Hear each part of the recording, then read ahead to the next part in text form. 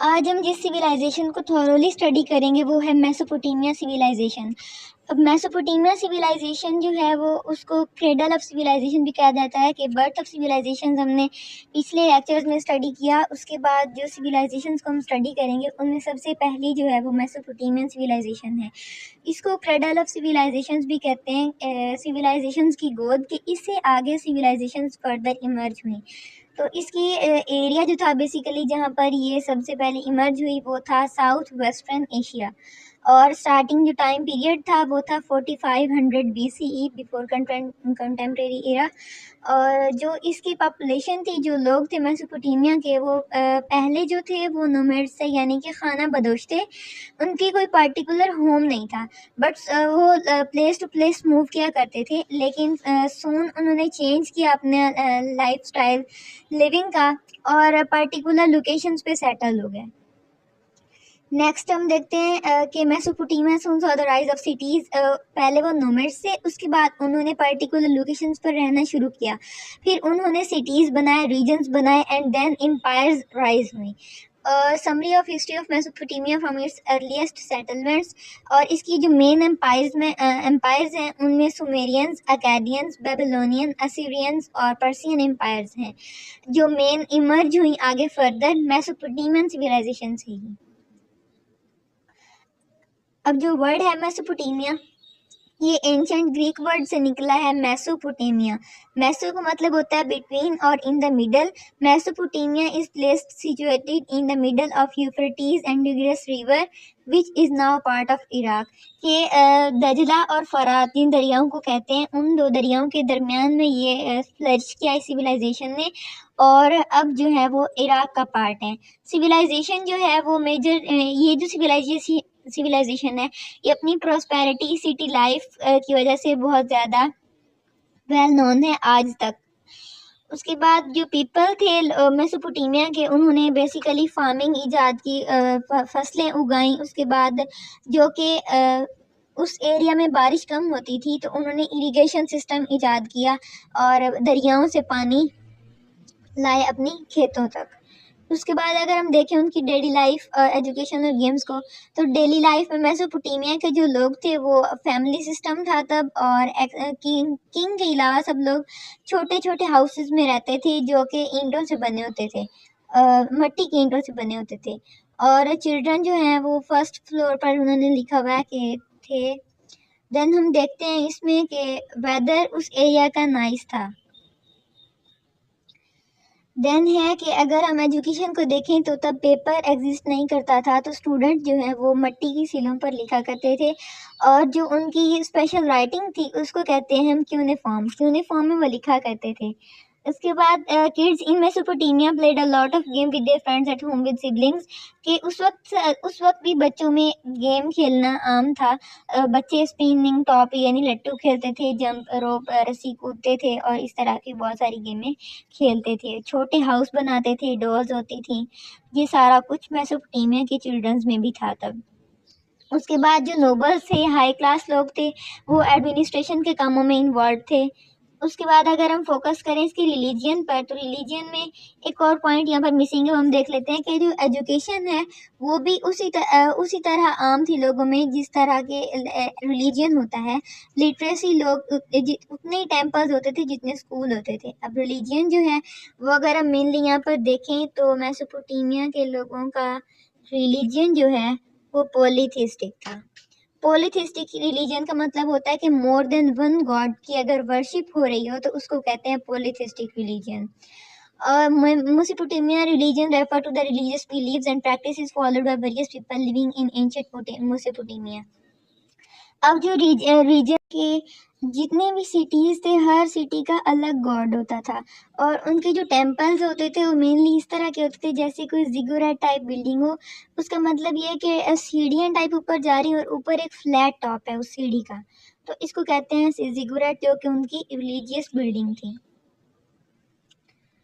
उसके बाद हम नेक्स्ट देखते हैं मेसोपोटामिया रिलीजन देख लिया, जिगुरैट हो गया, ओके। अब हम देखते हैं डिफरेंस बिटवीन सुमेरियंस एंड मेसोपोटामियंस के। जो मेसोपोटामियंस और सुमेरियंस पीपल थे उनमें डिफरेंट क्या था, कि जो सुमेर था वो रीजन था मेसोपोटामिया का ही, लेकिन वो मेसोपोटामिया के साउथ में था और वो एक एंशिएंट सुमेरियन सिविलाइजेशन थी जो कि मेसोपोटामिया ही में फ्लरिश की। और जो मेसोपोटामिया था वो तिग्रिस एंड यूफ्रेटिस रिवर के दरमियान में एक इलाका वाक़ था। नेक्स्ट हम देखिए सुमेरियन पीपल हैं और ये मेसोपोटामियन पीपल हैं। ये अब Sumerian made many inventions like first form of writing, a number system, the first wheeled vehicle, sun-dried bricks and irrigation system for farming। ये उनकी मेजर इन्वेंशंस हैं जो सुमेरियंस ने इन्वेंट की और ये आज तक लोगों को जो है वो फ़ायदा पहुंचा रही हैं। They are known for their innovations in language, governance, architecture and many more। The role of Mesopotamian in the development of Mesopotamia is very limited। ये सुमेरियन ने डेवलपमेंट के लिए बहुत काम किया, लेकिन मेसोपोटामिया को रोल डेवलपमेंट में इतना नहीं है, लिमिटेड है। Sumerians were the names of people and their culture who lived in Sumer region. Next है कोड ऑफ हम्मुराबी। इस टॉपिक में ये था कि जो मेसोपोटामिया एरिया में रहते थे लोग टिग्रिस एंड यूफ्रेटिस के दरमियान में, उनको मेसोपोटामियन कहते हैं। मेसोपोटामिया के साउथ में एक एरिया था, वहाँ पर सुमेरियंस रहते थे। सुमेरियंस ने इन्वेंशंस बहुत की, लेकिन मेसोपोटामिया ने लिमिटेड इन्वेंशंस की। उसके बाद है कोड ऑफ हम्मुराबी। सबसे पहले हम देखते हैं कि हु वाज हम्मुराबी। हम्मुराबी जो था वो बेबीलोनियन एम्पायर के बेस्ट किंग में से एक था। उसने एक कानून मुतारफ करवाया था जिसको कहते हैं code of Hammurabi. One of his most important achievements was the code of Hammurabi. This code is the first written record of laws in human history. People were reminded of the need to obey the laws के लोगों को उस code के ज़रिए ये बावर कराया जाता था कि उनको ओबे लॉ करना कितना ज़रूरी है। उसके बाद ये कोड ऑफ हम्मुराबी की पिक्चर्स हैं। These laws were on public display for everyone to see on stone pillars। के स्टोन के पिलर्स बनाए जाते थे और उन पर उस लॉ को डिस्प्ले किया जाता था ताकि एवरीबडी सी करे उसको और उसको पता चले कि I have to follow this. The code was created and written so that people may respect each other, they behaved in a decent manner। कि उनके बिहेवियर को रेगुलेट करने के लिए सोसाइटी में हम्मुराबी ने कोड मुतारफ करवाया था। नेक्स्ट है कैरेक्टरिस्टिक्स ऑफ मेसोपोटामियन आर्किटेक्चर। अब मेसोपोटामिया के एरिया का आर्किटेक्चर देखते हैं। किसी भी सिविलाइजेशन के आर्किटेक्चर उसके स्टडी को डिफाइन करने में बहुत इंपॉर्टेंट होता है। अब यहाँ पर अगर हम देखें तो artisans were most important in ancient Mesopotamia as the subject objects they created were useful for everyday living. Ancient Mesopotamia houses were build of mud bricks और रीड्स। रीड एक प्लांट टाइप होता है जिससे घर भी बनाए जाते हैं और भी बहुत सारी चीज़ें बनाई जाती हैं। Most people lived in reed houses near the rivers and in wetland areas। के जो वेट एरियाज होते थे दरियाओं समुद्रों के साहिलों पर, वहाँ पर लोग रीड के बने हुए हाउसेस में रहते थे। बट जो ड्रायर एरियाज होते थे वहाँ पर लोग मिट्टी के बने हुए ईंटों के घरों में रहते थे। उसके बाद the material use to build homes in Mesopotamia were similar to the ones वो यूज टुडे।